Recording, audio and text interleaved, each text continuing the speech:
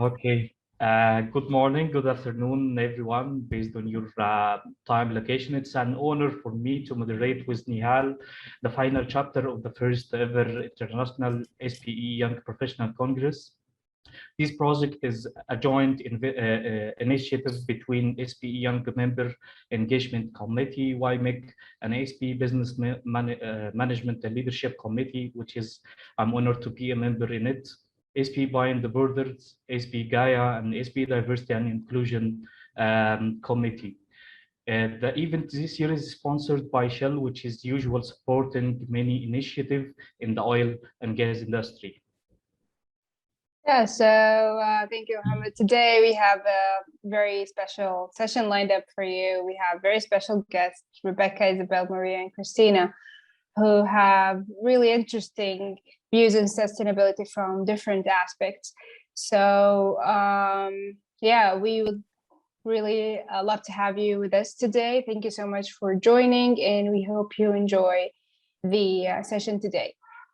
Meanwhile, the teams participating in the Ideathon to present their sustainability projects are on another Zoom meeting, so you can also look at that if you want. Later on, we will have the award ceremony, and we will do a debriefing and feedback session for the whole YP Congress. Yes, finally, we at the end of the SP Congress. So let's start our panel today, and remember for the attendees or the listener for the panel to write your question in the Q&A section to be answered after each talk. We'll start with our first speaker today, Rebecca. Rebecca is an oil and gas famous industry, started her career as a subsurface engineer, and then later led the upstream conventional project for Shell in many regions like US, Europe, Asia. And then she transited to the International Energy Agency on secondment duty, supporting the full supply, investment, and geothermal for the World Energy Outlook team. She is a founding chair for the new SPE Geothermal Technical Section and vice chair for the Gaia Sustainability Development Technical Section as well. She is a member in 21-2030 HSES Program Committee for ATCE. The title of today's topic is World Energy Outlook for 2021. And as a summary for the speech today is how the energy outlook will be address a guide for an opportunities and benefits for this moment of the clean, and how the clean energy transition will be added for the future of our planet. So let's welcome Rebecca on the floor, and we are honored to have you today. Thanks, Mohammed, and thanks to Nihal and Maria Julia for the invitation today, and as well to my fellow panelists that I'm looking forward to speaking with in a few minutes. I think this will be a great conversation. And please do bring your questions across on the Q&A, because I think we're going to have a really interesting conversation on sustainability as a whole and how that relates to the energy transition as we move forward. I'm going to go ahead and share my screen. Please let me know that you can see things well, and I'm going to go ahead and begin. So Mohammed already gave my background. My name is Rebecca Schulz. I see some old colleagues and great friends on the call, and so welcome to everyone on this kickoff for the sustainability panel. To give a bit of background, I currently work at the International Energy Agency, and the IEA has quite a wide remit in the energy transition and the energy space. Before I dived in, though, I want to give just a brief bit of background on the IEA, because I'm not sure that everyone knows a bit of its history and where it's coming from before we dive into the World Energy Outlook, the outlook for demand and supply over the next 30 years, and how that relates to sustainability elements in the energy transition and specifically for the Society of Petroleum Engineers. The IEA was founded in the 1970s, during the 1970s oil crisis, as part of the Organization for Economic Cooperation and Development, or the OECD. The mission of the IEA is really at the heart of where it's working. It takes a look and tries to provide background for energy security. It's really the heart of the global dialogue on energy, providing both authoritative analysis, data, policy recommendations, and trying to really get to real world solutions and implementation to help countries around the world provide secure and sustainable energy. I work in the World Energy Outlook team that really focuses on long-term scenarios and projections, and we look out to 2050. And I'm going to walk you through several of our scenarios, what those mean in terms of the pledges that countries have put forward recently, also as part of COP26, as that is starting to draw to a close, and then start to look at what we as an oil and gas industry organization can do, both to identify and both to implement these real world solutions. And so to start, and I apologize, I think you might be seeing this. So let me see if I can minimize this one away. And Mohammed and Nihal, I'll trust you if something breaks with the IT connections that we have, that you'll find me. To start with, we take a look at what the IEA terms its stated policy scenario. And that looks at what countries and governments around the world have put in place, and as far as their policies for demand looking forward. And based on the current policies that we see around the world that are actually instituted, not those that are made but not yet put in place, what governments and policies around the world show is that when we look at oil demand projection coming out of this COVID crisis that we've been in for the last few years, we see oil demand start to plateau at around 104 million barrels per day in the 2030s and start on a very slow decline through 2040 to 2050. And this involves and needs investment both in brownfield, which is highlighted as the existing and approved, and also greenfield, new field investment as well. Natural gas continues in this scenario to grow, and it grows to just over 5,000 BCM annually to 2050. And it grows, and natural gas continues to find a niche in the energy transition, and particularly in power generation in developing countries. Now, if we take a look at what countries around the world have pledged, and we have over 70 countries around the world that have announced pledges, not yet put them into place or legislated them, but that have announced pledges. And these countries are primarily advanced countries that are currently responsible for also about 70% of the CO2 and greenhouse gas emissions that we have globally. With these announced pledges in place, if these were all put into legislation and enacted, then we would see global oil demand drop to about 73 to 74 million barrels per day by 2050. Natural gas continues to grow until about 2030, but then its role as a transition fuel starts to go on the decline thereafter. And both in this case, we start to see that we do need investment in existing brownfields and also in new fields as well. As part of the COP26 presidency, the COP26 presidency had asked the IEA to create and look at a scenario that really puts at the heart of what it means to go to net zero by 2050. I think all around us, especially in the last 18 months to 24 months, we've seen a large number of countries and companies start to make net zero commitments. And the COP26 presidency asked us to take a look at what this would really mean and highlight that back as a bit of a mirror to the world to say, how difficult is it? What does it really look like to get us to net zero? And in this scenario, as a result of the policies that are put in place by countries around the world, demand decreases very, very quickly. And in this scenario, we don't need investments in new oil fields or new natural gas fields. the existing brownfields that we have and existing and approved are sufficient in order for us to be able to supply both oil and natural gas demands in this scenario. Now, this is a normative scenario. It's a scenario that takes a look at reaching a 2050 net zero goal and then works back to see what would it take to actually get there. Now, when we begin to look forward, one of the key pieces of this scenario is where are the investment dollars going for both oil and natural gas, but also for clean energy investment. And in the last few years, particularly following the 2014 oil price crash, investments have been decreasing around the world. Now, in this, we start to take a look, and the current level of investment going into oil and natural gas is a level that supports a net zero scenario. And that's a net zero scenario where governments around the world have enacted demand side policies to reduce oil demand. And we're not seeing that currently.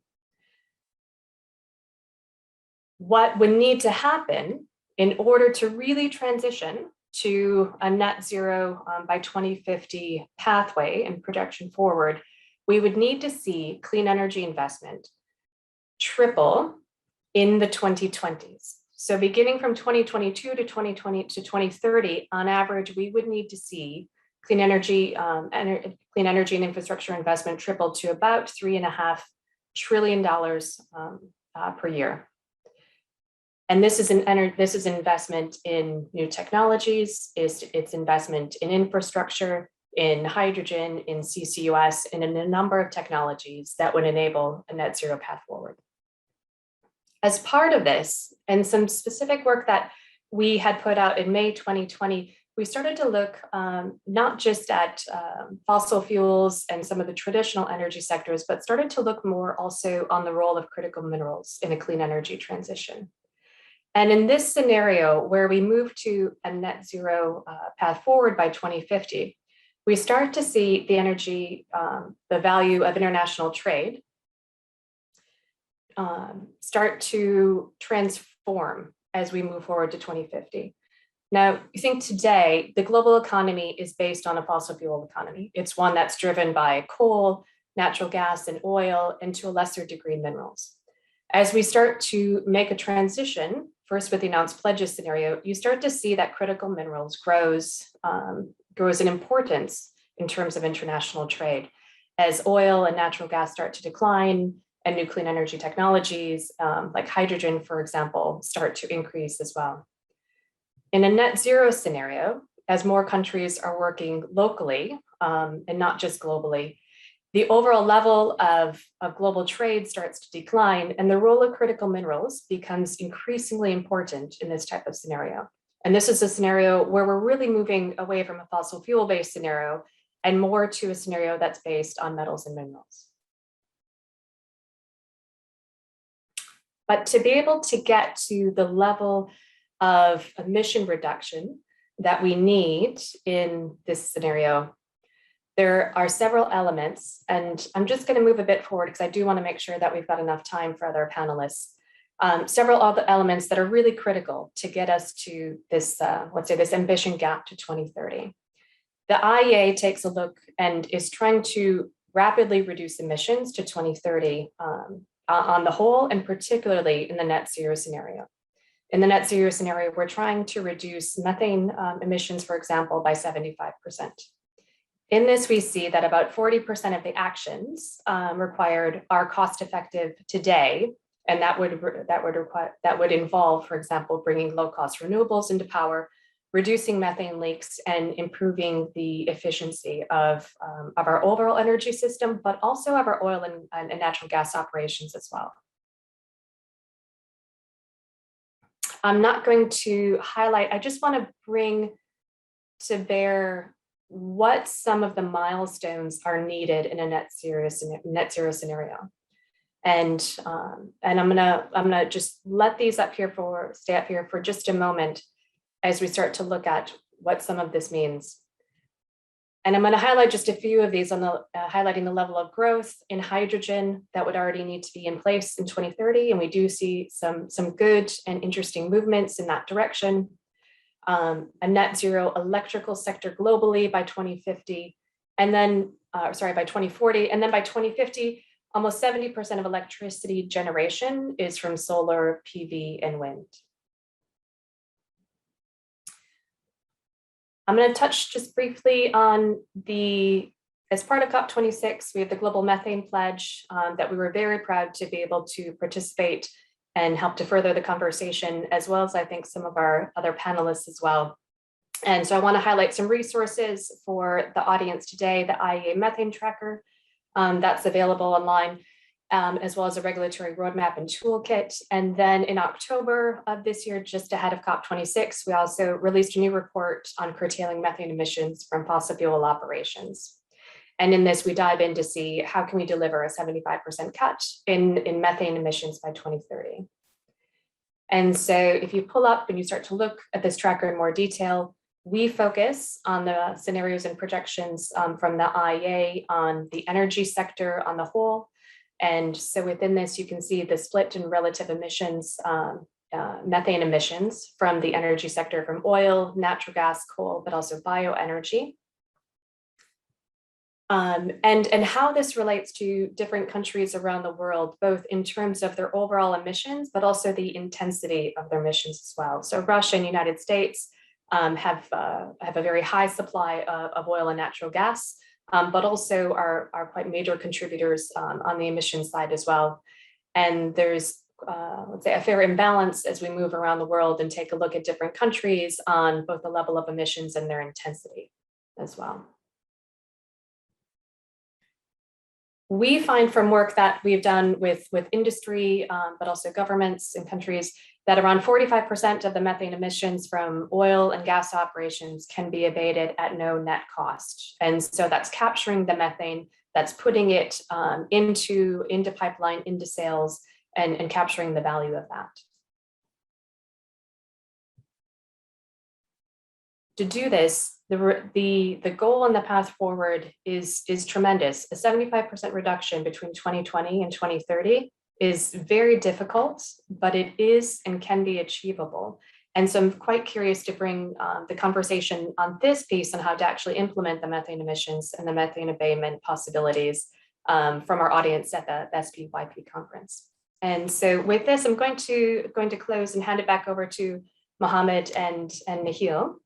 Okay, thank you, Rebecca, for the very informative talk. It's a pleasure to have some insights about the world outlook and how the world think about the future of the energy.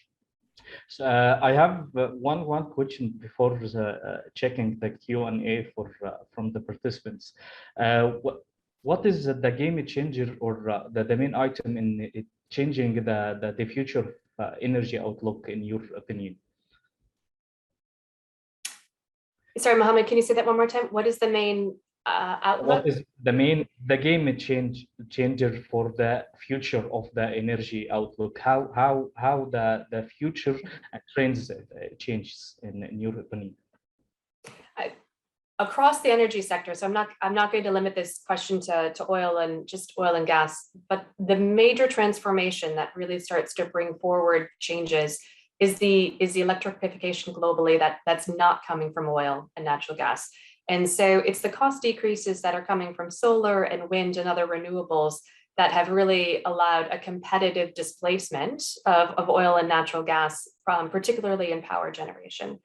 And so that's really changed the game in terms of low cost energy and where that can be implemented globally. Okay, thank you. We have one question from Janir Wael. Why do IEA target cuts on oil and gas with rate much more than coal in your last slide? I can see that. So within the methane emission reductions that are coming from the oil and natural gas elements, it is on the coal side, we're looking at current mines and abandoned mines that largely are effectively leaking methane to the atmosphere. So as long as those mines are still open and running, or have not been properly abandoned, then the methane emissions are not necessarily reduced. On the oil and natural gas side, there's been a huge movement in the last few years from satellites that are able to visualize and to really see where methane emissions are coming from, where we have major venting happening, and where we are flaring from as well. So we're much better able to both visualize and start to implement changes within that sector. And so I hope that I'm thinking of the right slide in answering that question. Yes, he got it. He said fair enough. Thank you so much. So anyone have more questions? I have a question, if that's okay. Yeah, please. Yeah. Yeah, so thank you for the great presentation. My question is related to funds. Like, how do you see the fund allocations going to work, especially when we're talking about countries like Central Asia, where there is a huge lack of fund? For example, if we talk about Kazakhstan, if you're implementing CCS projects, this will double the electricity bill, you know? So when it comes to fund again, how do you see this working? Thank you. Yeah, it's a great question, because I think that question can be expanded not just to the oil and natural gas sector, but essentially developing economies on the whole. And the IEA had put out a significant report in June of this year, where it starts to look at financing clean energy transitions around the world, but particularly in developing economies. Because and I think if you're reading anything that's coming from COP26 today, or especially over the last few days, you've got a conflict between the advanced economies, the Western, largely the Western economies that are trying to implement emission reductions on the future pathways for developing economies. And as I mentioned earlier, you've got about 70% of global emissions that are coming from advanced economies. But in the future emissions that are coming to 2050 are not those coming from advanced economies, as advanced economies can afford to make the transition to electric vehicles and to decarbonize transport. But it's really how do you shift funding mechanisms, as you've asked, over into developing economies. And that's the role of, I would say, two large entities and buckets. It's really needed to be pulling together both public and private investment, and some of that public investment coming from development banks that are focused and still open to, on the oil and gas side, focused to methane and emissions reduction scenarios as well.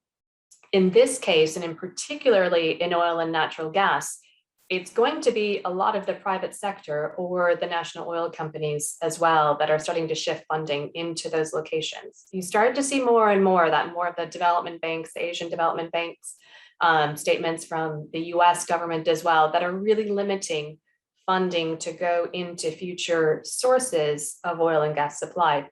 And part of that gray area that we need to continue to discuss and find a path forward on is oil and natural gas arguably is going to be part of supply moving forward, and we need to be reducing the emissions from that supply. And so how do you continue to be pushing emission reduction and funding emission reduction and opportunities into those areas in those countries? Because there's two, so I'm going to say one more thing before we close with this is, contrary to perhaps when I started in the industry, there's much more focus on our customers than there were before. And I would say we've got two main customers in this. We have our shareholders and our investors that are customers that are in many cases wanting us to have a lower emission supply in future. And then there's also our customers in terms of the countries that we're selling to. And for example, if you take a look at the EU taxonomy that's coming forward, it's going to be increasingly difficult for these countries to be also importing oil and natural gas without necessarily having a funding mechanism to allow those countries to reduce funding in the future. Thank you so much. Great answer. Thank you, Rebecca, for your talk and having you with us today. It was a pleasure. My pleasure, and I'm looking forward to Christina and Maria Angela and Isabel's presentations as well. Thanks so much. Thank you. So now it's time to our second special guest, which is Isabella Miranda. She is a director for social performance and sustainability at IPECA and leads the work for a number of IPECA working groups, including reporting, sustainability development, social responsibility, and human rights. Isabella has worked in the industry for many years, moving from external communication to social investment programs, and then to social and human rights impact and risk management. Period to IPECA, Isabella holds many very senior roles within the multinational organization, including BP Business in Europe and Kazakhstan, ExxonMobil, and P&G. The title of today's talk is the UN Sustainable Development Goals and how it is related to the oil and gas sector. Welcome, Isabella, and it's our pleasure to have you today. Thank you very much, Mohammed. Can you see me? I'm just, I think I'm not being able to put my video on, so I'm not sure why. Start video, let's see. Yes, now we can see you. Perfect. Excellent. Yes, always a bit with technology. Well, thank you so much for the opportunity to join you all this morning and this afternoon from the UK. It's a really great pleasure to be here with you today. As you mentioned, I have been in the industry for almost 20 years, and I think I'm passionate about sustainability, so really excited to be part of this panel. And as I go into the introduction, I think what I would like to share with you is a little bit what IPECA has been doing around the Sustainable Development Goals and what we describe as our roadmap for the oil and gas sector. Before doing that, and I would like to say that IPECA has a real sort of strategic collaborations in the past with SPE. It's been a real pleasure to be with you again today, and really excited to present to this audience. I want to tell you a little bit for those that are less familiar about IPECA, who we are, just very briefly. And IPECA is the Global Oil and Gas Industry Association, and we really focus on advancing the oil and gas industry in terms of environment, social performance, and really to contribute to the transition and sustainable development. So IPECA was formed, just to give you a little bit of background, in 1974, and it was really at the request of UNEP. And it really is an organization that covers both the upstream and downstream for our members. We are a member-led organization that we operate around the world. And we also have a number of associations that are represented as part of our membership. I think one of the things that distinguish IPECA, which is interesting, is that we are a non-lobby organization. So our role is really to convene the sector and really have that element of real engagement and peer learning with members. I think the other key differentiator is that our members are really experts in the sector, and I think we have a number of working groups in I think areas that are increasingly important, which cover not only sort of climate, the sort of biodiversity, and also sort of from a people's perspective, sort of increasing work around business and human rights and supply chain.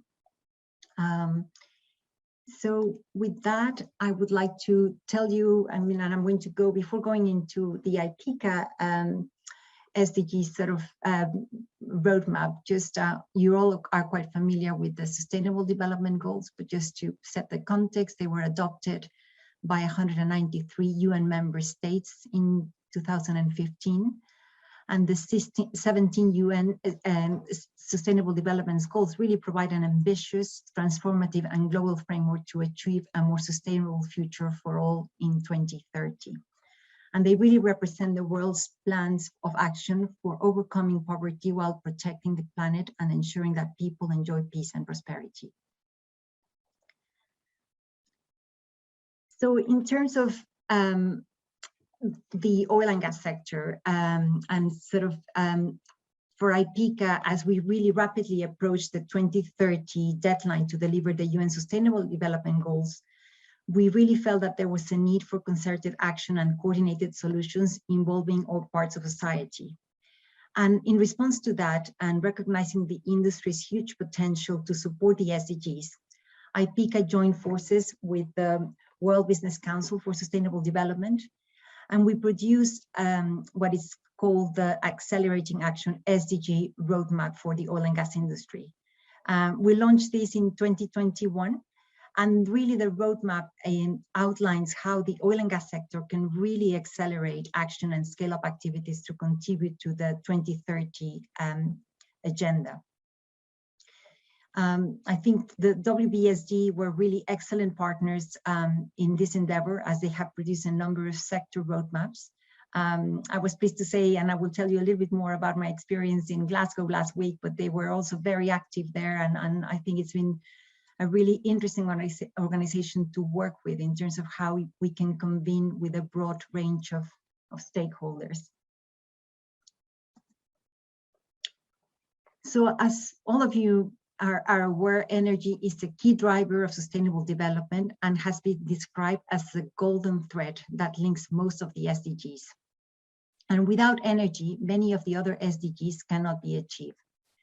So the oil and gas are, of course, key pillars for the global energy system and drivers of economic and social development.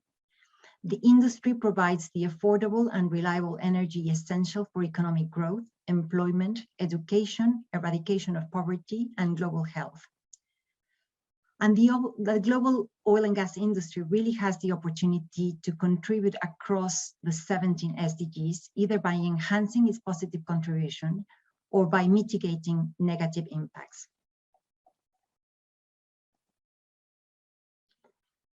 So the launch of the roadmap is just the latest of some of the efforts that we've had as part of IPICA to ramp up the SDG action along global efforts to achieve peace and prosperity for people and the planet.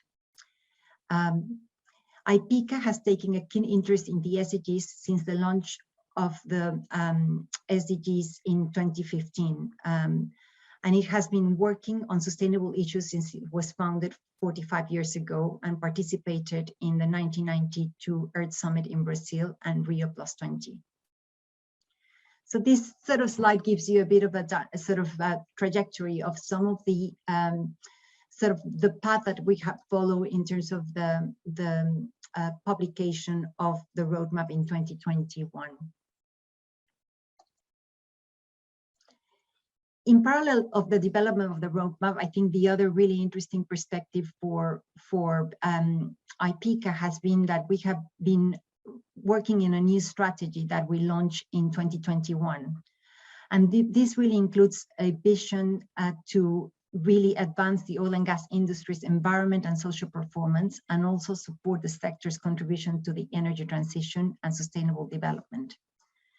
And beneath these, we have really 4 thematic areas of focus.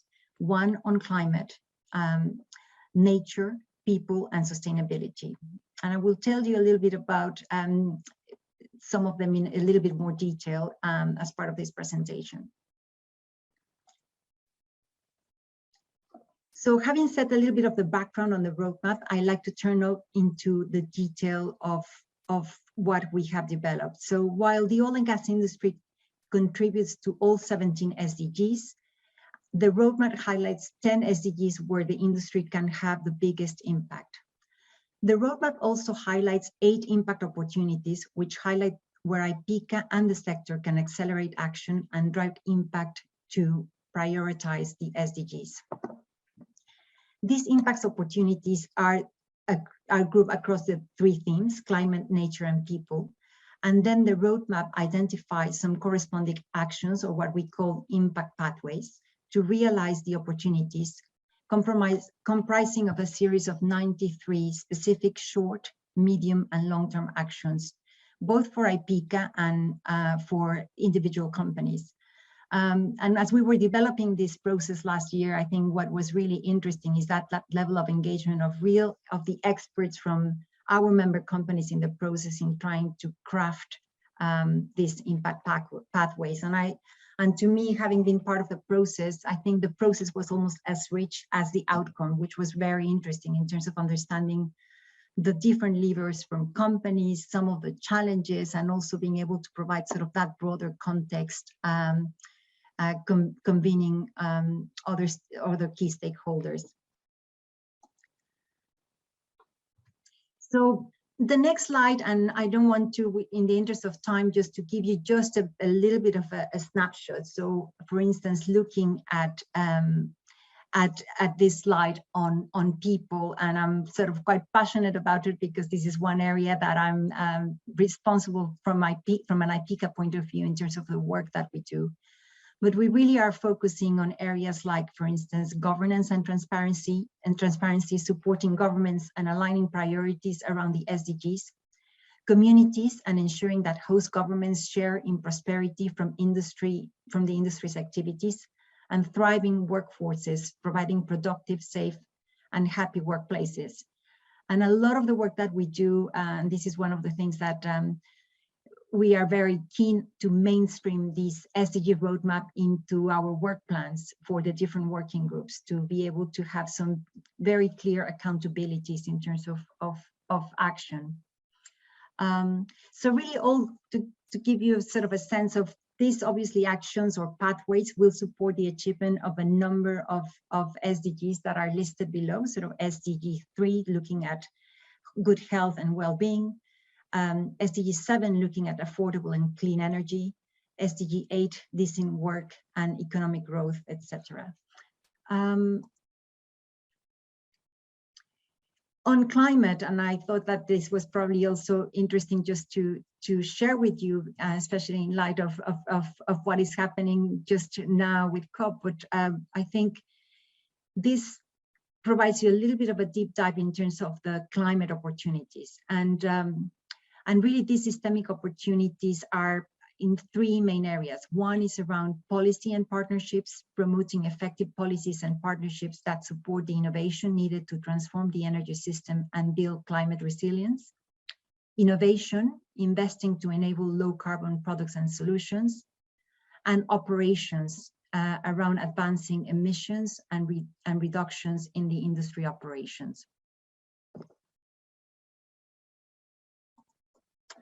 I have a couple of more last slides, and I thought this probably was an opportunity to put into light how some of the work that we are doing around the SDG roadmap took place last week in Glasgow. I had the opportunity to be there in the first week, and I think I was very prominently present and has been very present since the beginning of sort of the conference of parties. And I guess to share with you two perspectives. One was around, we had a very interesting side event where we basically convened a number of stakeholders, including UNEP, the IEA, the OECD, OGCI, etc. And it was really an opportunity to have a panel looking at improving operations to reach net zero across that with the stakeholder groups. We also had a number of our member companies participating, providing their perspectives. And I think the other dimension, which for me was very interesting and something that I was sort of quite keen to cover as part of what was happening in COP, and I think to highlight with this audience, was that I think COP26 really highlighted the importance of bringing business and the human rights approach in line with the just transition or the energy transition. And there were a number of very interesting events that were convened by the think tanks and civil society organizations. One of them in particular was an event organized by the Institute of Business and Human Rights, where they really convened the industry in terms of beginning to articulate what are some of the aspects that are relevant from the interface between climate and sort of the business and human rights aspects.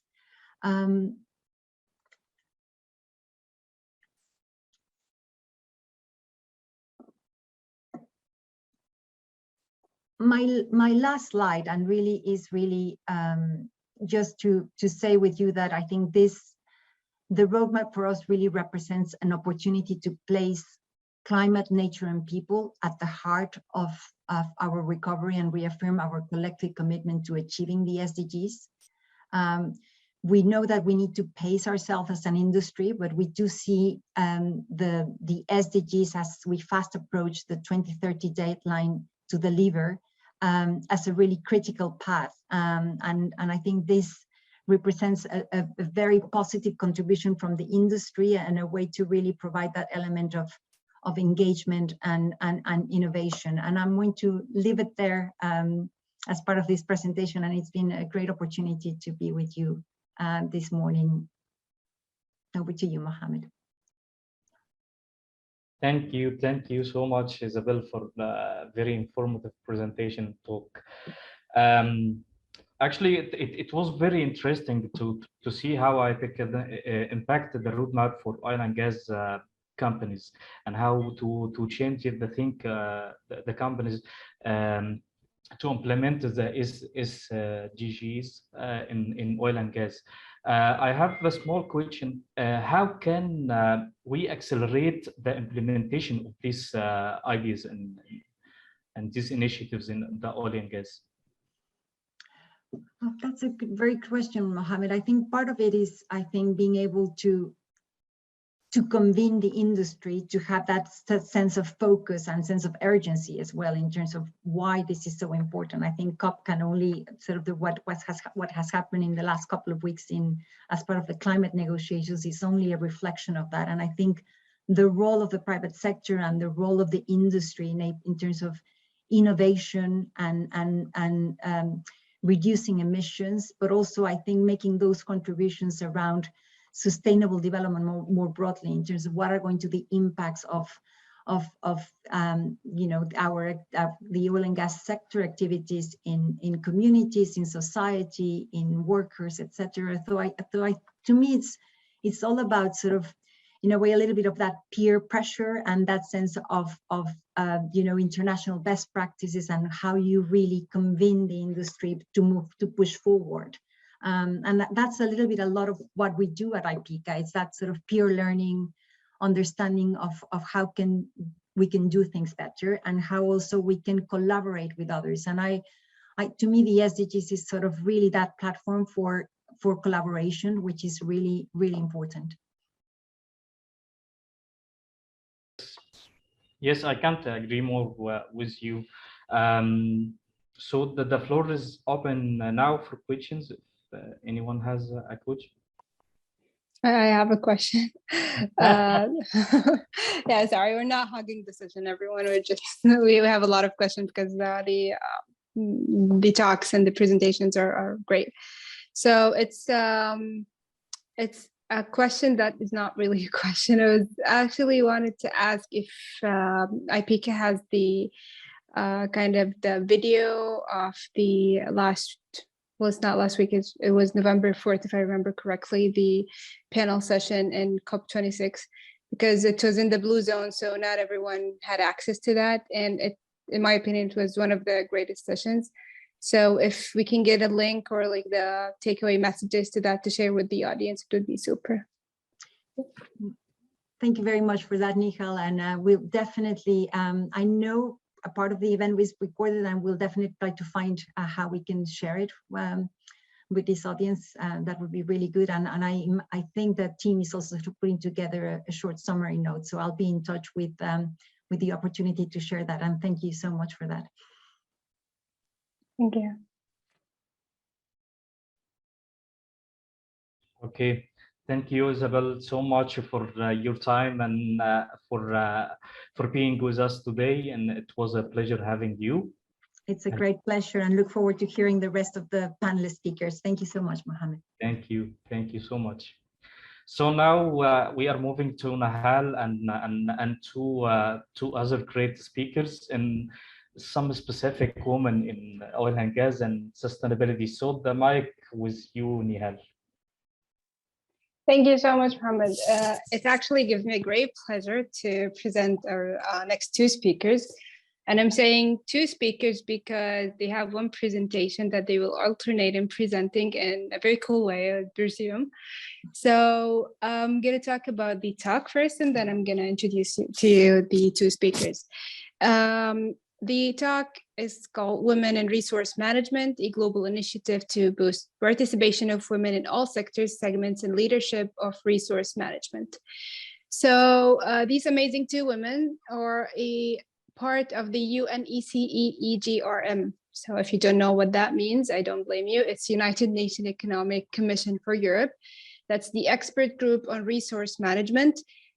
These women had a great initiative called Women in Resource Management that both of them co-chair. The talk is basically a positive step to boost the contribution and participation of women in all industries, sectors, legalizations, and workflow, because we know women are a pivotal element of the success of the sustainability and resource management, and really address the challenges of climate change.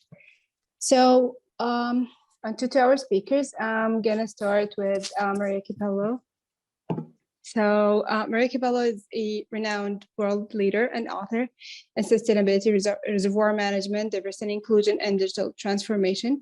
She has been the SPE Distinguished Lecturer for many years now.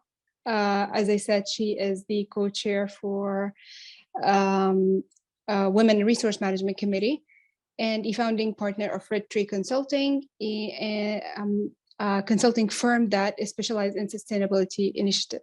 Cabello is also the lead author of two books, Learned in Trenches and Mentoring and Sponsorship. Maria Cabello is the Knight of Order of the Star of Italy. I'm so sorry, I cannot pronounce this in Italian because I do not speak Italian. This is basically the highest civil honor conferred by the President of Italy to Italians abroad. Our second speaker for today is Christina Robinson. She is the development lead for Excite UK division of SAPM, in charge of the research and development program and the subsea and digital innovation. She is a geologist by education. She has over 20 years of experience across natural resources sectors, mining and petroleum, matured through technical and commercial roles in the field of geospatial, subsurface technologies, and data analysis. So with that, I will hand the mic to you ladies. And yeah, we just, for the audience, just sit back and enjoy. Thank you. Well, thank you, Nihal and Mohammed. Thank you all for the invitation. And we have crafted, Christina and I, a conversation. And we will start from this very moment. Christina, I think that you will share the slides at your end, right? I'm trying to find the right screen. All right. So in the meantime, we certainly appreciate the invitation we received to be part of the sustainability panel. And we are glad to be the last speakers because our previous speakers provided a fantastic framework. And I would like to appreciate the fantastic presentations of Rebecca and of course of Isabel. And they spoke to us about how the 2030 agenda is articulated. But if you think about that, we saw the major plans, the executive views of what needs to happen, right? So that we enjoy the 2030 as we want it.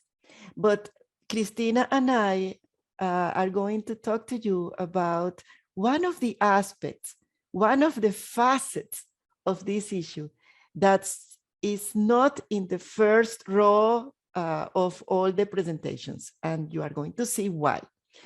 So with this, we start, and let's see the next slide, please. What we brought for you is a brief presentation with a little bit of context. And then we are going to deep dive into the sustainability and resource management as we envision that. And as Nihal was saying, right, what is this EGRM, UNFC, and the UN RMS? We are going to give an explanation of what is the framework we work in to then explain a little bit what are the Women in Resource Management Initiative about, to share with you some recent activities and our envisioned way forward. I would like to highlight before we start our presentation that we cannot be happy if our neighbors are not in good shape, or if our neighbors are suffering. And as a society, right, we are 50%, I would say, men and women. So today, we are going to speak to you about that other 50% in resource management. So here we go. Our first slide is, of course, the very concept of sustainability, which is meeting our own needs without compromising the ability of future generations to meet their own needs. So what a beautiful concept. And that concept is absolutely based in three pillars, which are economic development, the social development within environmental protection. Many times we think that what we want to achieve is economic development and social development alone, and we don't care about the environment. Or people think that sustainability is all about the environment. Well, yes, it is. But I would say that I think Rebecca and also Isabel say it very well. We are achieving, we are aiming towards a 2030 that will provide less poverty and more quality of life for all. So next slide. The framework that we have is, of course, the 17 SDGs that was very well explained, I would say, by Isabel, right? It was set in 2015, and they set our global agenda for overcoming poverty, protecting the planet, and especially to promote peace and prosperity. This global framework is adapted to the specific needs or objectives of the organizations, companies, countries, communities, even societies. But if you think about that, for example, what we saw in the IPECA roadmap was, of course, highlighting their main SDGs that they know they can tap into with the oil and gas industry. But today we are going to talk to you, we are going to expand that because we are focusing particularly in one SDG, perhaps two that you will see, which are SDG, of course, gender equity. So let's keep going. What are our issues for the 21st century? Well, you can see here we have 7 in particular, okay? Because there is this idea that the resource production, in particular minerals, oil and gas, is like a drain industry that extracts wealth and well-being and economic growth, but leaves behind many social and environmental problems. In particular, the 7 aspects and elements that are there in the slides will certainly be the issues that we have to tap into. And women are part of the solution. This is why you will see now the particularities of the framework of the United Nations in relation to this. And let's see how we do this. Christina, would you illustrate that? Thank you. Thank you, Maria. Yes, I'll carry on from here. Good afternoon, good morning, good evening, everyone, first. So the 2030 agenda is called for integrated and undivisible sustainable development. On this framework, with a long-term approach, looking at benefit for present and future generation, is the action set for the EGRM, the expert group in resource management, that has actually been active in sustainable development and management of resources since 2004. The group has a mandate from the UN to develop the United Nations Framework Classification for Resources and further expand to the UN RMS Resource Management System that will provide a toolkit for to assist countries and to sustainably manage their natural resources in alignment with the 2030 agenda for sustainable development. So it's a toolkit to achieve, to take a step forward to the achievement of the goals set with the Sustainable Development Goals that we talked. So the idea behind the creation of this toolkit is to provide the basis for a reliable, comparable, transparent, and coherent information on natural resources reporting, and assist in the choice that countries make in promoting projects to develop and work within the 2030 objectives. So moving next, just to give more information on this group. So is behind the creation of this framework. You are probably very familiar with the SPPRMS. So it's a system for the mapping of resource projects. In fact, the SPE has been behind the UNFC. The UNFC system is mapped against the SPPRMS, as well as the mineral sector classification system, the CRISCO system, and the nuclear sector. The Red Book, in fact, for the sector is mapped within the UNFC. So it's a universally acceptable and internationally applicable scheme for the sustainable management of all energy and raw material. We say energy because you can see here from this picture, colorful pictures, that expanded from the commodities of petroleum, coal, and minerals, nuclear minerals, into renewable energy, water resources, anthropogenic resources, and underground storage. So it's a beautiful example on how from the industry we can actually participate, share our knowledge and experience into the support of the transition.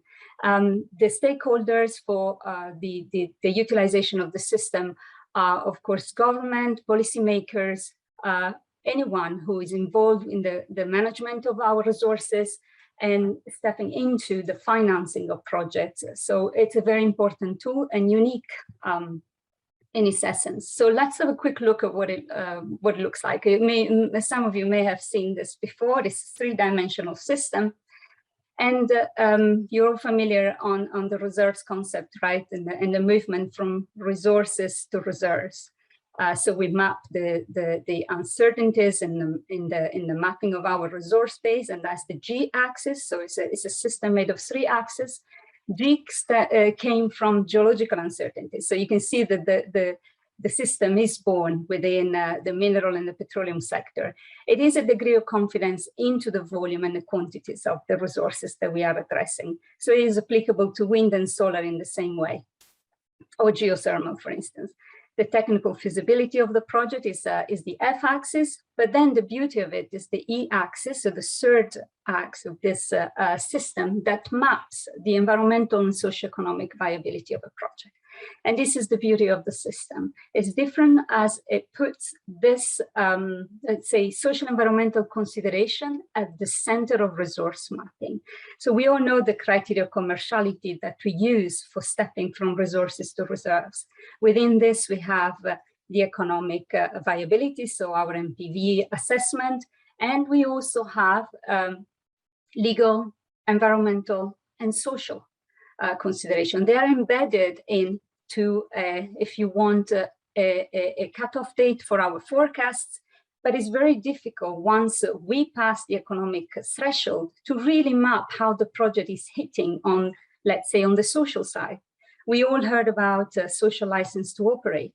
It's a very gray area. It's not well defined. With this system, you can actually map how the project is moving across the specific axis, and for this reason, is very important to the objective of a sustainable development. So, if you want to find out a little bit more on this, on the UNEC EGRM page, you will find all the details and also how this is applicable across the different energy sectors.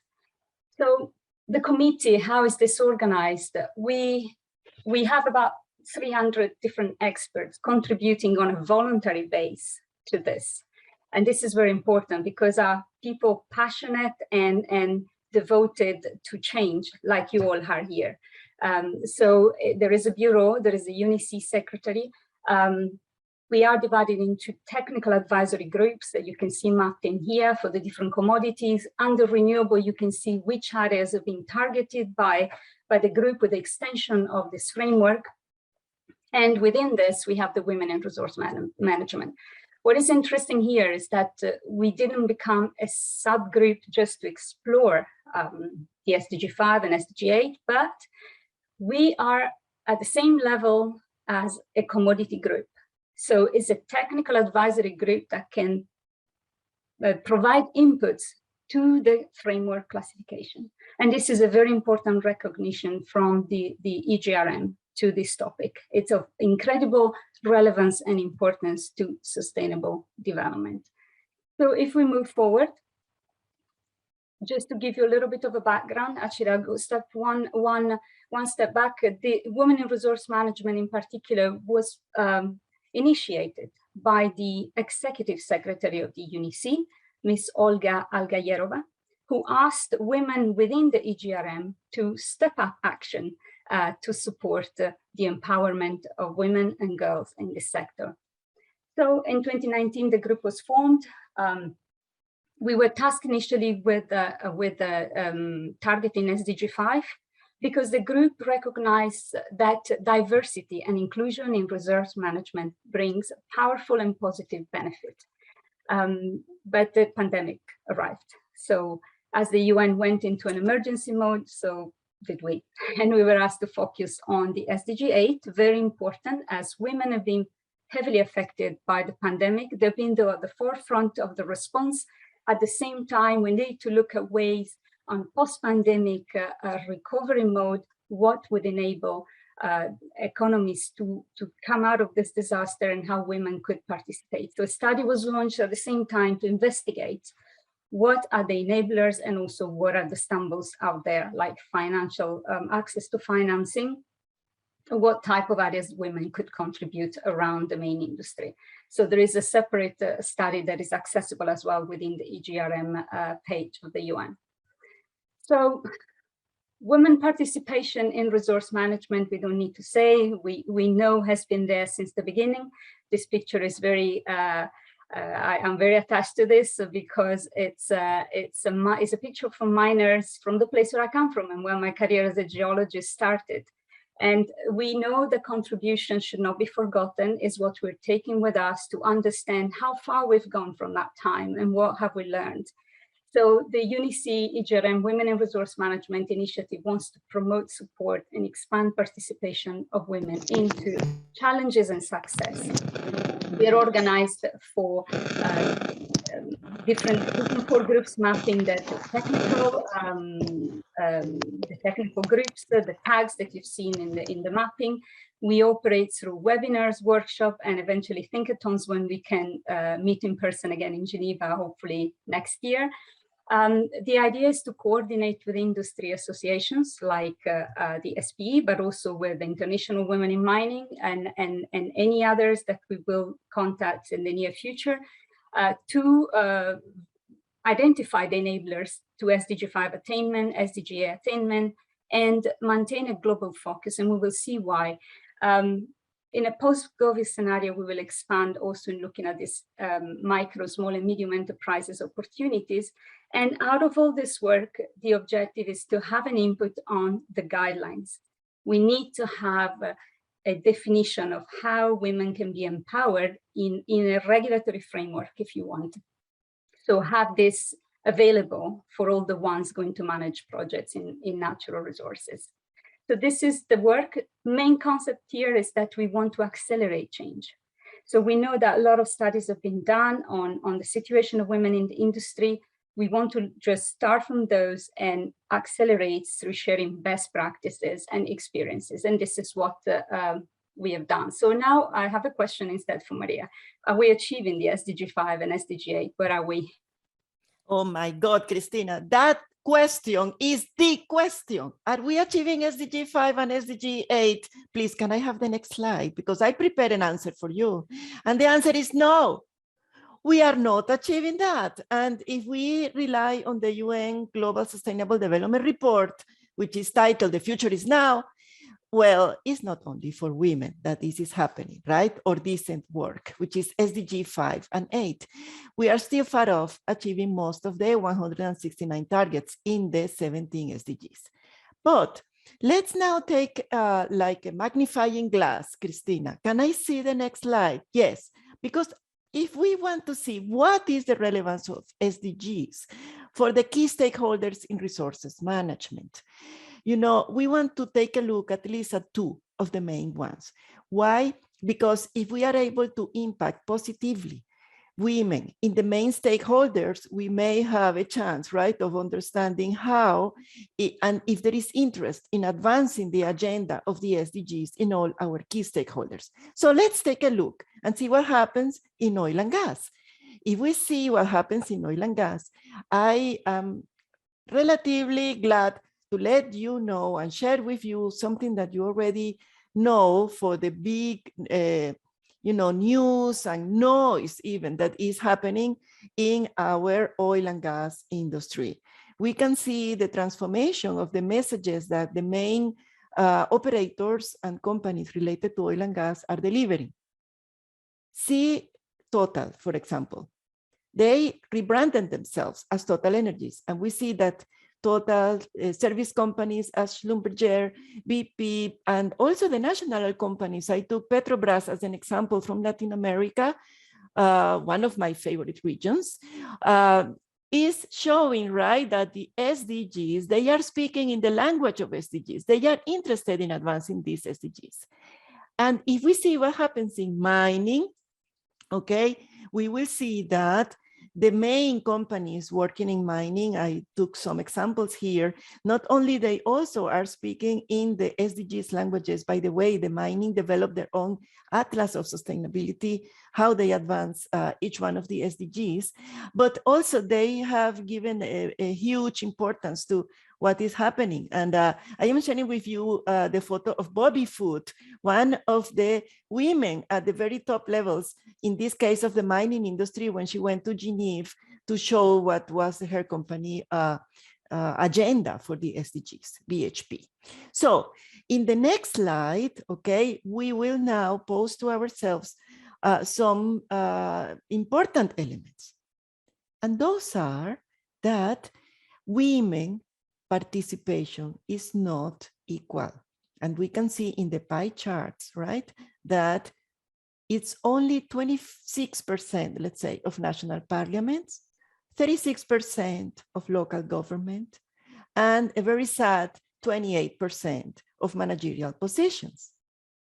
Not only that, but the pandemic affected seriously women, and particularly women in resources management, I would say. And 255 million full-time jobs were lost, and many of those affected women. So, wow, when we see that, yes, those is a little bit, you know, statistics that will show what is the situation. But now I'm going to show you something even more graphical. And those are the evolution of the representation of women in the corporate ranks by gender. From entry level, which is all the bars to the left of every graph, to the CEO level. So if we see in blue color, from 2015 to 2020, this is taken from the latest report of McKinsey, we see that at the beginning, so at entry level, women shape almost the half, okay, of corporation. But as you go up the ranks, they only reach to values of 21%.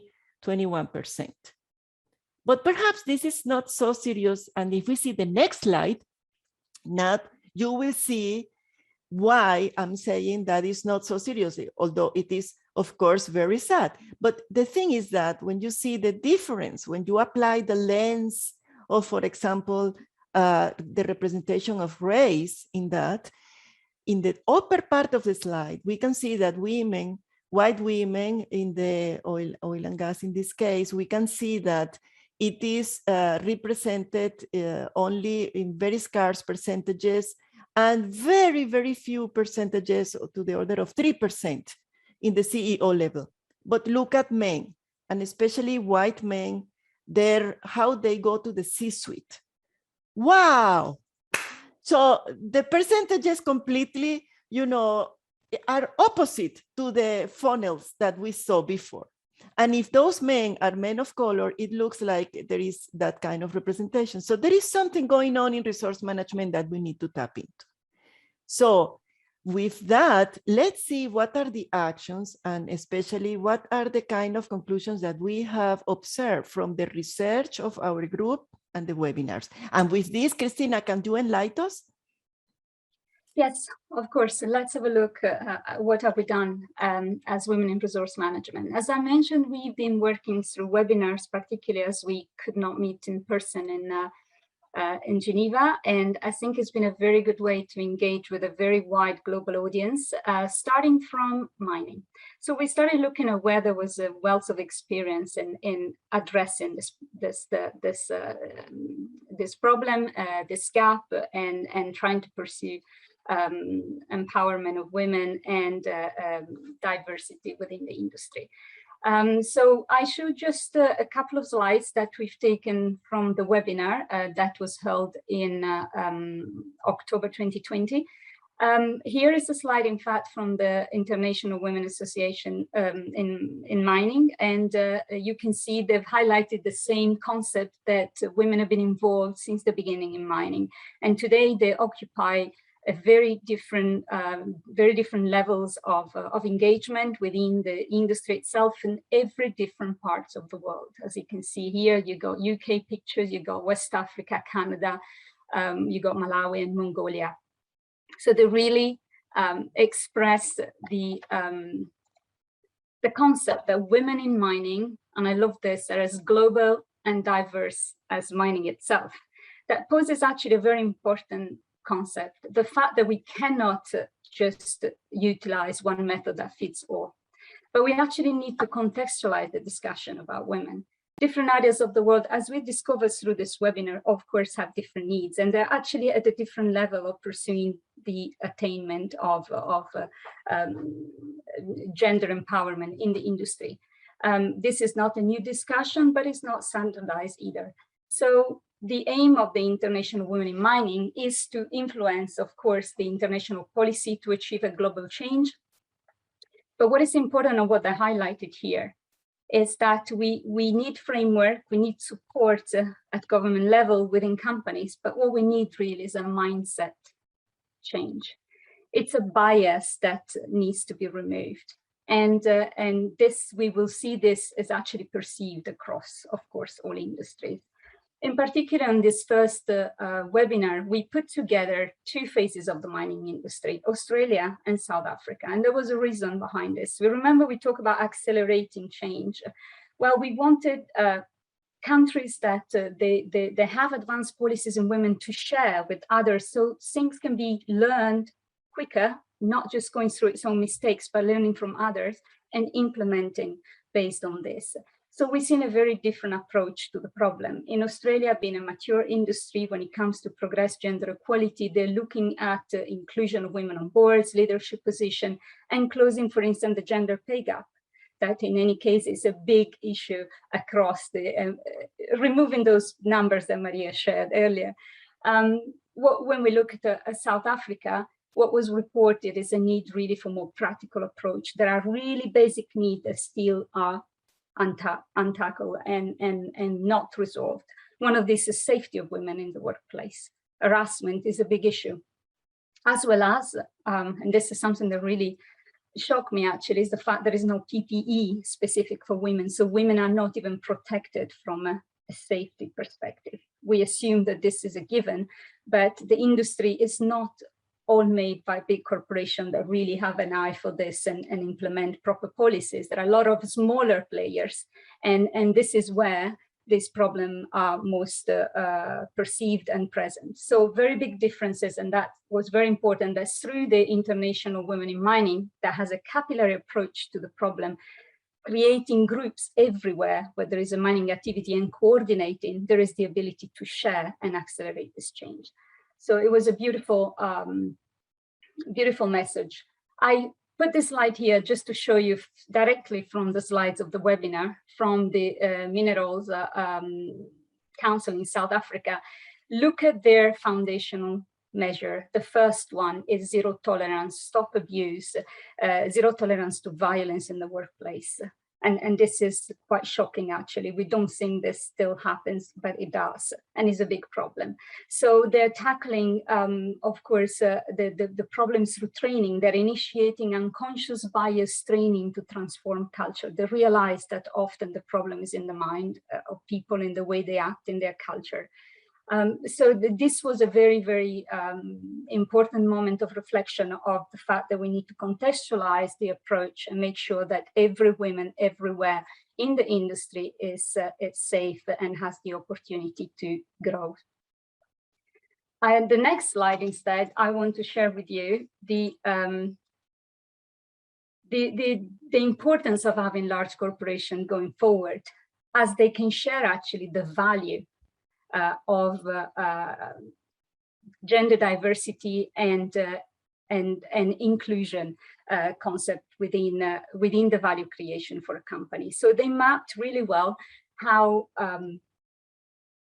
let's say, diverse teams contribute to safety within the company, but even more, inclusive team can produce a much better result. So if you have a diverse team, they're 10% more likely to speak up about problems. And if you have an inclusive team, you have 68% more likely to speak up. That means that in this case, people feel empowered to be part of the problem-solving process. They obviously feel part of that company, and the productivity, of course, results in better performances. So I like this because it really shows a tangible result of why empowering women, diversity and inclusion policies, and application within the industry produce value. There was a whole reason why the Women in Resource Management was started. So I'll pass now to Maria to look instead at the oil and gas industry. As we moved from one webinar to the other, we had a second one that looked specifically at net zero, and Maria will share the exciting results actually from the second webinar that we had. Yes, and thank you, Christina. I love to speak about oil and gas. And as we did with the mining, it is also very challenging for the small, mid-size companies, especially for those independents, to exert actions in order to reach parity for the women in oil and gas. And we were happy to share the examples of two companies, one in particular from Latin America. This is Geopark. They have operations in 5 countries, and they have a system which is speed. And this is their priorities for employees and environment. And we were even a little bit surprised to see that they have parity in all levels of the company, which is something to think about what they did. And they say that what they did is to search for the talent, not for the gender. Next one will show you another company, but this time, I also wanted to show you the exact numbers of Geopark. This is the 45% of the management team, 34 of the company employees are women in relation to the 22, which is global statistics. And 43, as per the 2020 numbers, are they're women in the workforce. So this complete the vision that you may have about Geopark's story of success in gender parity. And we think this is something to think about, how they reach it, because they even have a larger number of women in the leading positions. The next example now, yes, we have it, is from Nigeria, and is also a small to mid-sized company, independent, is Winters Rand Petro Oman company, and they have even won awards at the Africa regional level and global level about their success in parity. And the photos you see here are the leaders of the board that they have. And they actually have the reverse problem. They have an over percentage of women rather than men, which is very interesting, but also shows the empowerment and self-empowerment that African women have. So I really like to share with you the stories of Nigeria and Latin America small companies, but let me now show you one of the giants in our industry, and this is Equinor. And Equinor story is one of change and resilience, because resilience implies also adapting before the issue happens. And of course, being based in Norway, they are focused on diversity, and these are the elements that they are focusing on right now. So they consider diversity matters and they walk the talk. I think the important element here is that they walk the talk. And they do have women in directorship levels, team leadership levels, managerial levels, that not only inspire others to do the same, but that show the way and the roadmap to do it. Next one, please. This is another of our giants, because we want you to have a vision of what is going on in the world. And in oil and gas, we see the relevance of sustainable development energy for Eni. I am very happy to show this slide because this is from Italy. And Eni, as you see, have operations all over the world. And in particular, these photos are from Africa, in which the very concept of diversity goes not only for their own personnel, but also for the activities they do with the communities, which is part of the sustainability elements that we see with local talent and with the development of the communities they tap into. Next one. That brings me to the question. What are we going to do about the future? And I cannot, I want to say something before I pass it over to Christina. We women are not a minority. We are underrepresented, because when we are all together, we are majority. I mean, we are 50% anyways. What we are is underrepresented. It's like when I have spent my life saying that as an Italian or as a Venezuelan, I am a minority. I am not a minority, because when I am in Venezuela, I am part of the Venezuelan people. When I am in Italy, I am another Italian. I am just underrepresented when I am in another context. So what we want is for women to be properly represented in the oil and gas and in the resource management. Right, Christina? Yes, big question now. What about the future? Yeah, the future is yours, young professionals. The future is yours and younger generations. So the best way to tackle the challenges that we have ahead is really to participate at whatever level you can, and take part, share your ideas, your opinion, your feelings, and help shaping the world that we want to see. So this is happening also within the EGRM, who has just created, it was approved in March 2021, a young member group. So it's estimated that this group will, as it goes across industry and globally, will reach potentially 100,000 young members very quickly. And the aim of this group is to really utilize, not to listen, but to utilize the perspective and skills of young professionals to develop and apply the UNFC and the concept of the UN resource management system, to provide a platform to educate others, but also to work as professionals and understanding the importance of sustainable resource management. So the idea is that the chapter is open to everybody and is looking at connecting with existing realities like the young professional of SPE, but also in the mining sector and the renewable sector, and really work together in what makes a difference. So we need a framework to sustain governments in making the right decision, choosing the right project for their own people. It can still be oil and gas, it can still be coal, but we need to understand how these projects are sustainable. And we shouldn't forget in our choices that there are countries that are energy hungry and they need to achieve the same level of prosperity that we've achieved utilizing these resources.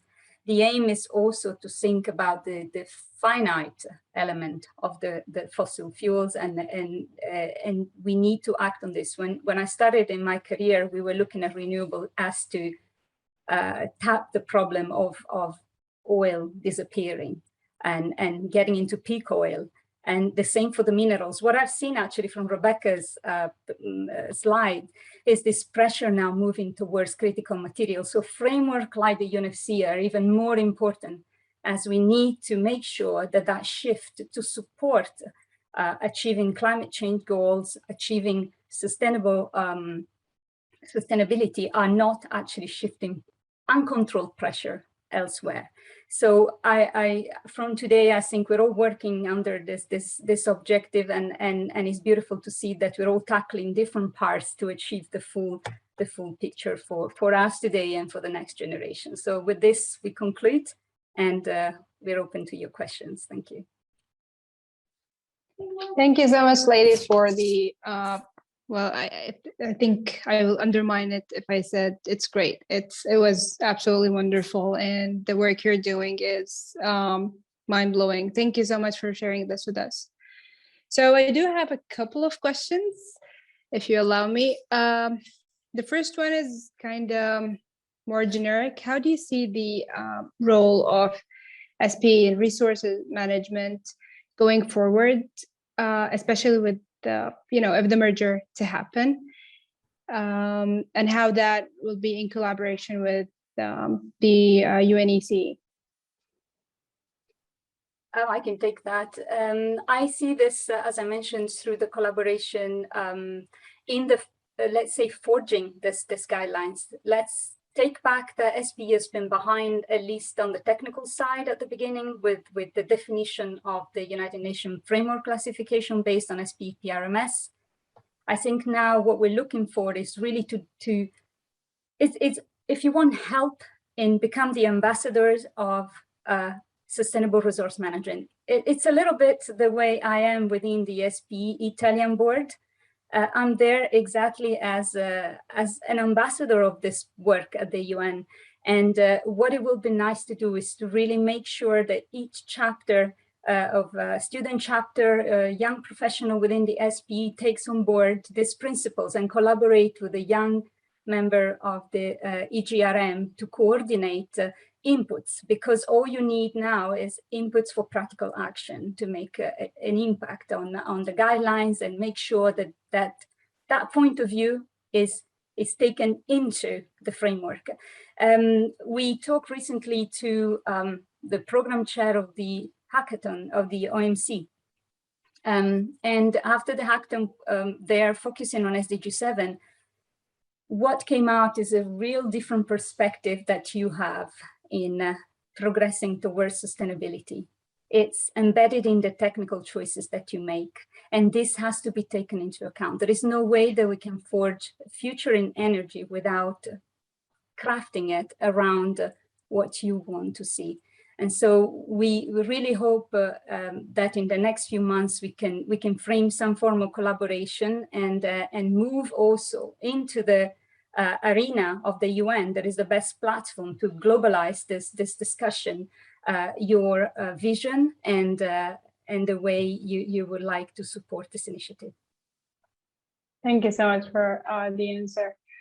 I also want to ask another question that is kind of specific to the women group within EGRM. As you said, you're looking to globalize the initiative. As of now, you're working basically, as I understood, in ECE area, but then you'll be looking into moving towards the other 4 areas of the United Nations. How do you see the challenges in doing this? Because from our experience in SPE, every region has their own, energy, way of doing things, and so on and so forth. So yeah, again, how do you, what are the challenges and how do you see yourself doing this? Well, maybe I want to take this and invite Christina to share the thank you slide, because that is also a way of doing that. Contact us. I mean, we are open to receive your recommendations. But what we are going to do now is to expand the committee and appoint leaders of sub tasks for example, for renewables, for mining, for critical minerals and others, and expand the network that we have in those areas. By inviting experts in those areas, we are confident that they will also raise the momentum and call into action those other experts at the global scale. We need the young professionals in this story, because what we are building now, projects and workflows, sometimes will take 4 to 5 years, for example, to build a solar farm, right? So we are building now things that you guys will use, will lead, will ingrain in your companies. So we need to hear from you that you are a voice that actually help in the shaping of the future, okay? So we need you. And if I can add one thing in terms of globalization, and I forgot to mention, the UNFC actually, besides being mapped against existing classification system, like for minerals and for petroleum, has actually been mapped to national classification system. So to the Russian system, for instance, for resource classification, as the Chinese and the Mexican too. So the system is being already adopted, and it's recommended, for instance, within the African Union. So within these groups operating in the mapping of this system, there is the direct plug into accessibility to experts that can support exactly that global approach that we are after. Exactly because it's under the spell of the UN, and all the member states are represented. And this is one of the focus of our group, is to have one person that will support each of the work we do in each commodity at global level. So making sure that we are having a global perspective in this work, not just from where we are. Thank you so much for your answers. Now the floor is open. If anyone has any question, you can write it in the chat, or maybe, unmute and ask your question. Yes, I have one. Actually, I'm very excited for having you and having this great energy in your speech. It was very, very interesting and amazing to have you today, and it was very informative and funny way to have two speeches from you and Maria. Talking about YP Congress, the event that is running now, and young professionals for utilizing a new initiative, how the young members can be utilized and be used to achieve your goals, the best utilization of the young members, in your opinions. Christina, you take it first. I can take this one. Yes, of course. As I mentioned, the best way is to participate. So the task of the young member group that is just born within the EGRM, that actually is linked to the MIT, starting there, has the objectives of not just sharing the understanding of the UNFC, how to use it, the importance for global policies and framework, regional framework, but really to give an input into the areas that they feel are important for achieving sustainability. That's why I was very interested in hearing what is the result of your thinkathon today, and see which areas of the SDGs you feel are incredibly important for achieving your future. So this is the kind of connection that is needed, understanding which are the important areas, and grab from your creativity and your ideas, how can we make it happen, and turn this into inputs within this framework. Because when we look at projects moving forward and we see those three axes, it's all about making sure we're making the right choice and making sure we're not leaving behind important aspects like the socioeconomic aspect, so social environmental aspects. So on this, you can have an input on how much you want this to be visible and what needs to be done. When we talk about the social license to operate, for instance, it's not defined. So it may well be having an input on this because you feel very strong about this. The energy transition and the just transition is all about people. How can we have a transition without people at the center of our actions? So in this sense, it's expected that there is an input from you and the group that will be working within the EGRM to define the next generation framework that is the UN RMS. And for my side, what I would like to highlight is that the young could be part of our task force teams. And we will be inviting young professionals to be part of that, men and women, because currently the leadership is men, but the young people and the young professionals, they do not see a difference in the leadership of men or women. And that is why we need you on board, because it is thanks to you that you will highlight what are the gaps in gender aspects, because this is our focus. Christina and I are focusing and looking at if the women are well represented in what every segment of resource management. Thank you. Thank you, Maria and Christina. We have a question from Rebecca. She is thanking you for the wonderful presentation and asking about, can you highlight what partnership with UNESE has on sustainable finance initiative on a border level? What you mean by diversity, or mentioning diversity? I didn't catch the last part of your question. Can you highlight what partnership with UNESE has on sustainable finance initiative on a border level? She is mentioning the diversity. Hold on, is he on the chat so I can probably read because I can't. Yeah, well, I can jump in and ask as well if that helps. Yes, go Yeah, ahead. sorry, I didn't want to interrupt the flow because it's a great conversation. Maria and Christina, wonderful presentation. I loved how you've done that and all the work that you two have done.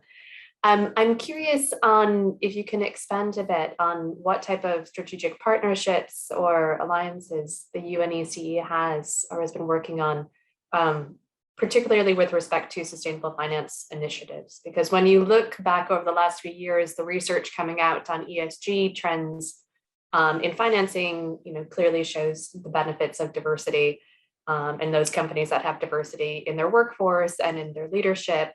And so I'm just curious to see if the area of finance is one that the UNECE has branched out into, and if you could talk about that for just a moment. We can only talk about the group, the EGRM. As I mentioned, is a voluntary group within the sustainable energy division. So within this group, of course, the engagement with the financial community has been really high since the beginning. There is a commercial working group that is actually defining how the UNFC can be, and the UNRMS coming up, how can be used as a system for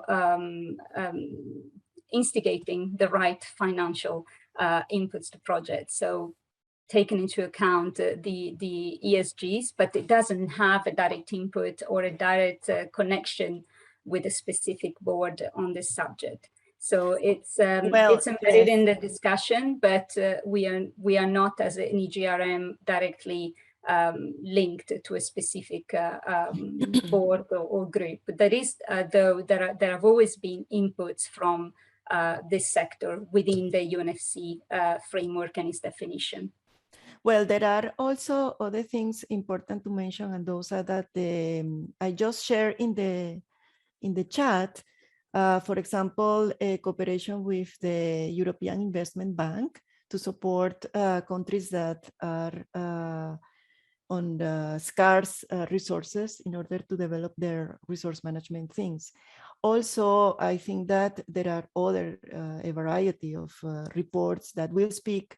Not only, this is a two-way avenue, I mean, in which the UNESE provides funds, but also receives donation. And I have shared also a report about the UNC Commission in relation to that topic.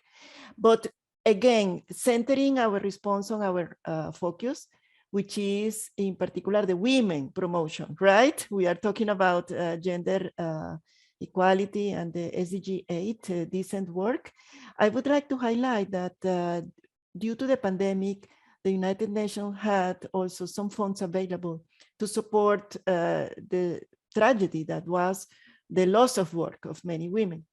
And we got access to very small amount of funds, but still important for us, for our small voluntary effort that was dedicated to do a research.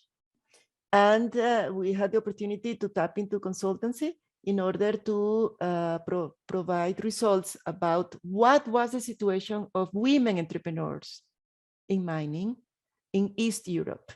And I think that research is available online. I will now search for you, provide the link, because it was, it found important elements to share about what is required for women in order to support generally the value chain, okay, of the energy resource management, and access to financial literacy in order to gain more opportunities. Thank you, Rebecca. That is a very important question. Thanks. Wonderful answer from both of you. Thank you so much, Rebecca, for the great question. And thank you, Maria, for sharing the link in the chat. Do we have any more questions? Okay, none so far. So I think it's safe to close the discussion at this point. Thank you all for our speakers today. It was a great session. And thank you for you, the audience, for attending today. Please, if you have any questions, not now, maybe later, you can reach out to all our speakers. And also you can watch this session on demand if you were not able to attend from the beginning on SPE website and also on the YouTube channel. Thank you so much. Thank you, Mohammed, for having me as a co-host with you, and over to you. Thank you, Nihal. It's an honor always to have you.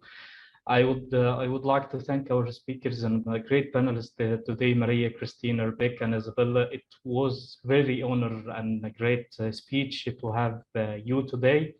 I would like also to thank our sponsor Shell for sponsoring this version of SPE Young Professionals Congress. And now almost all the team has finished their pitches.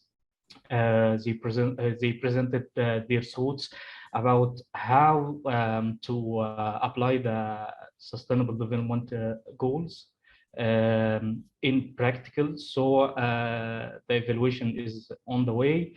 Now we will have a break till I think 10:30, and then we will start our awarding ceremony and the briefing session. Thank you all for joining us today, and it's my pleasure to have you today. Thank you. Thank you very much. Thank you. Thank you very much. Thank Goodbye. you. Goodbye, everybody.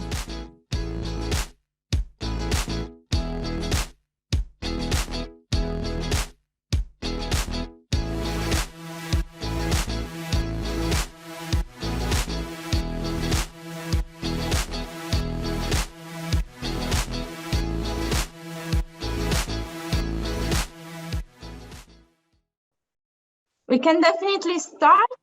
How was it? Really would like to hear some opinion here. So, because it's also at the briefing section. So, let's start like this. I will start with, so we are selected for each category the team who has received the maximum points. Just consider, I mean, it's just a feedback to improve, and also there were 12 amazing teams, so don't take it personally. And just, I mean, and in case you want a personal feedback, both as a team and both as people, you can always ask, because the jury has really done a lot of also qualitative feedbacks. So so it would be good to receive them, in case we will also send it by email. But now start from the mentor's evaluation on the teamwork. And here we have 4 teams who receive the best average, the best points, I would say. And one is, sorry, Team H. Then just let me check who are Team H.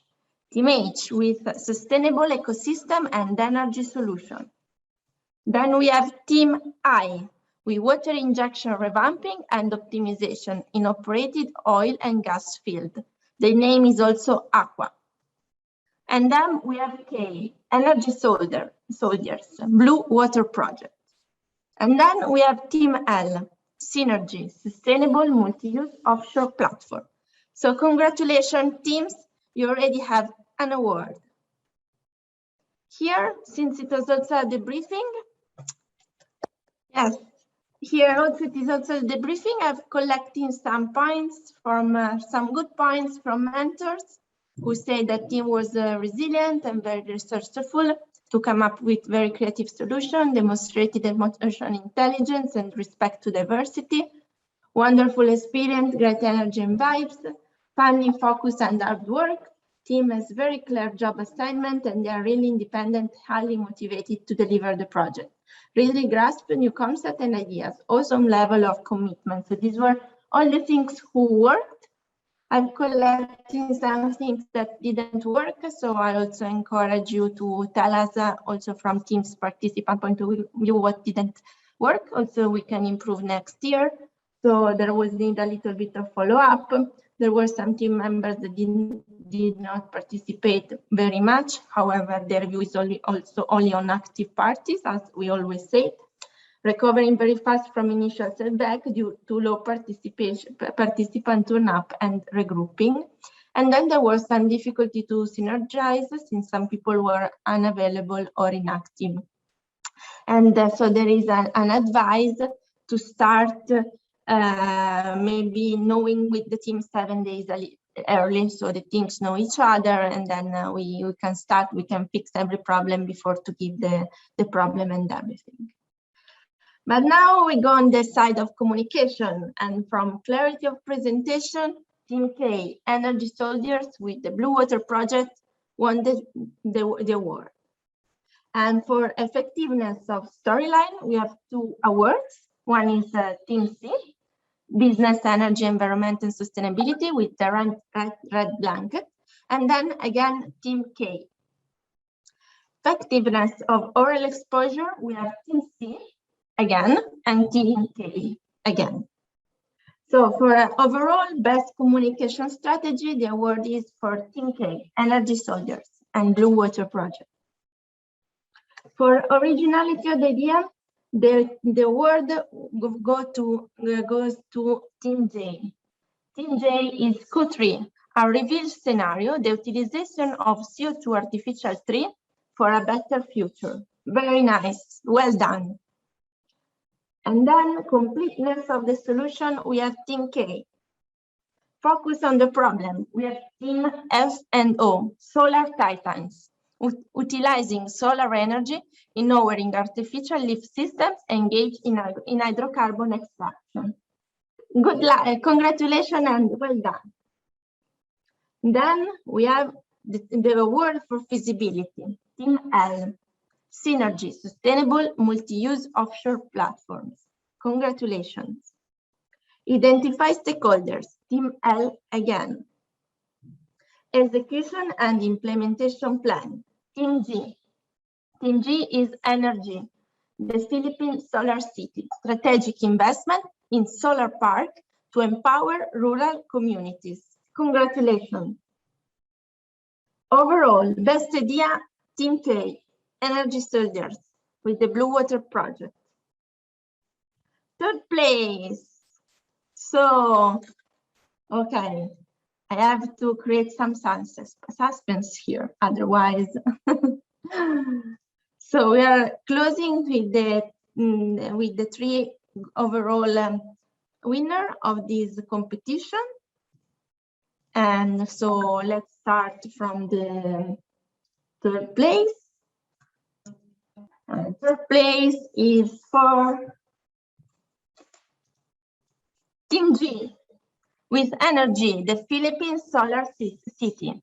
Strategic investment solar park to empower rural communities. Super congratulations. And now we have the second place.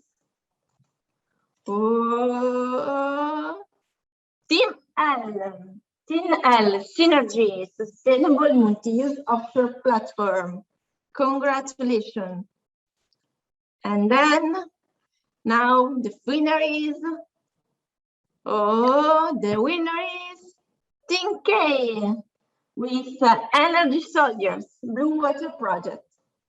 Here the background of the project was on renewable gasoline and on algae project for decommission platforms.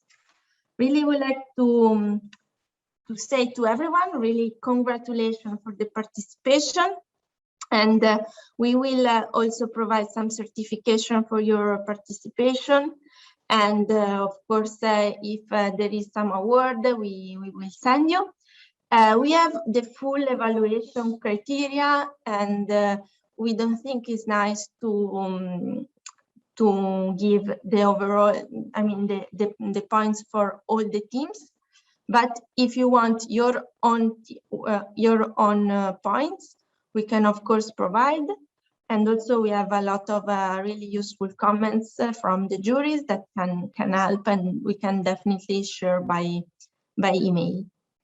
So really thanks to all of you to have participated here. And of course, this is time if you somehow have some feedbacks from the initiative, and is happy to share. So feel free to take the word and talk. Well, let me just say congratulations to everyone. It's been really great. It's been a great event, I would say. Really diverse, really multicultural, people from all over the world, and also really committed into joining us from all the time zones possible of the world. So we've got people joining at night, at midday, at early in the morning. So thank you very much to everyone for the commitment. It really tells a lot about the energy that us, the young professionals, can bring to this kind of association, to the SPE, and also to the energy world. So congratulations again to everyone, and well, thanks for joining us. Patricia, are you going to take a photo? Yeah, Yeah, let's take a nice pic. Well, and also, really thanks to all the jury members. I can see here someone joined us, Alison, William, and well, you are too many actually to name everyone. So, well, again, thank you very much for your work. You did great, and well, it's been a pleasure having you as our special guests. So thank you. I hope you also enjoyed it. I mean, it's a pretty unique thing in the SPE. It's the first kind of event of this kind, and so I hope you liked it. Thank you. Thank you very much for the invitation. For me, I personally enjoyed it a lot. I think it's a very good opportunity to get to know more about different ideas. And I would say everyone who participated, all the teams are winners. Even I know we have to go with 1, 2, 3 winners, but everyone, they put the time, they get to know about the topics, they come up with a solution in a very short time. So they're all winners, and they should be glad with that. So thank you very much for letting us be a part of this opportunity. Yeah, I'd second that. You've done a great job organising this, and it was so tough to come together from all over the world and do that in that short amount of time. And yeah, fantastic to see it. That's how startups work. I work in a startup, and you know, your ideas morph and move on, and it was wonderful to see people working together and doing that. Just a quick word on behalf of the Business Management and Leadership Committee. Just want to applaud the organizing committee for an amazing event. They've really set the scene for hopefully repetition of these events. The midweek program was great. I think the ideation and the originality of the ideas coming out of the teams, amazing. So let's keep this going for the SP, and great energy. Thank you, everybody. Thanks to all, and that's Thank you, true. Yeah, thank you for the opportunity. It was really nice working with the teams and getting them to put their ideas together, guiding them. You know, it was really, really nice, you know, and then we met people from different parts of the world.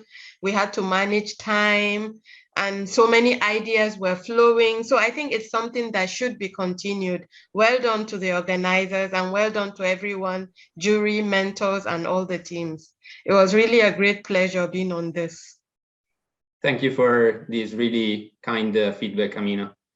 Really appreciate it. And well, I think we all hope that this event becomes something really frequent. I would say not more than one in a year. Otherwise, as organizational team, we're gonna get crazy. But yeah, we could make it an yearly event. But yeah, also a particular thanks to Julia, to Mohammed, and also to Leon for steering us, and for a really nice mentorship also about all the back office work, how to plan this kind of event. It's been really great to have you as our, let's say, mentor. Thanks. Last, thank you from my side. I would like to thank you all for giving me the opportunity to be a member in this great event. Actually, this event is the real meaning of diversity and inclusion. From the team, for the organizer itself, the participants, the jury, literally everyone from everywhere of the world thinking together, building teams, succeeded to make the first delivery, second delivery, and presenting their ideas today in Congress, representing really the YPN students from all over the world. I would like to thank you all. A special thanks for Maria, of course, for leading us, and for Leon for monitoring us, for preparing and the idea and the organization through the couple of the months. And it's an honor again to be part of this great team. Thank you. Well, just as a reminder to all of you, if you missed the sustainability part, the sustainability panel, which was held previously, it was great. It was really amazing. We had 4 special guests talking about sustainability topics under different point of views, let's say.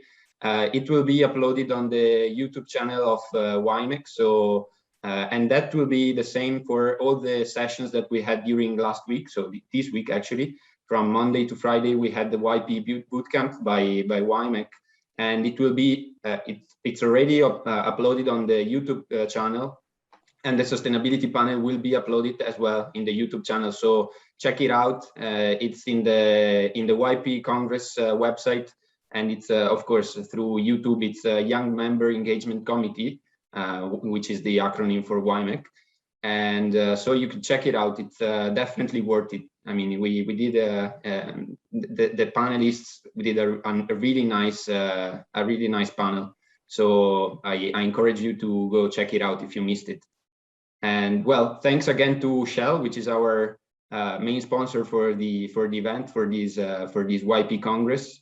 And well, if you have any feedback, guys, I'm really open to hear from you. Otherwise, we could, see again next year, maybe even earlier.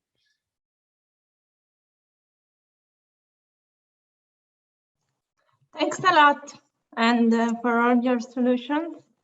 As everyone said, it's really an award. You really need an award just to have collected all the idea, and it is a very good contribution, not only as ideas but also as energy. Really, when organizing this event, the idea is who would like to spend the weekend in trying to find solutions to get our world more sustainable. It's not that you're doing this for work or for master studies or something like that. So it's really also good to have your energy here, that you decide to spend this weekend instead of going around on brainstorming on sustainability and how to make our world a better place. So I think this will stay always in everyone's mindset, I hope, and that's of course the most important thing. Also, the most important thing about Gaia Sustainability Program, who wants to engage and mobilize people towards sustainability, that it starts from all the small gesture that we can do in our everyday life. So thanks so much.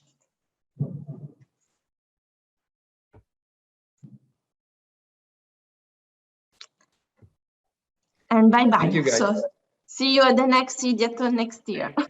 See you at the next SPE event. You did great. Thank you, everyone. Bye-bye. Thank you for everything. Thank you. See you soon. Have a nice day, evening. Thanks, everyone. Great. Thank you, Julia. Thank you. Bye. Thanks, everyone. Take care. Take care. Thank you, everyone.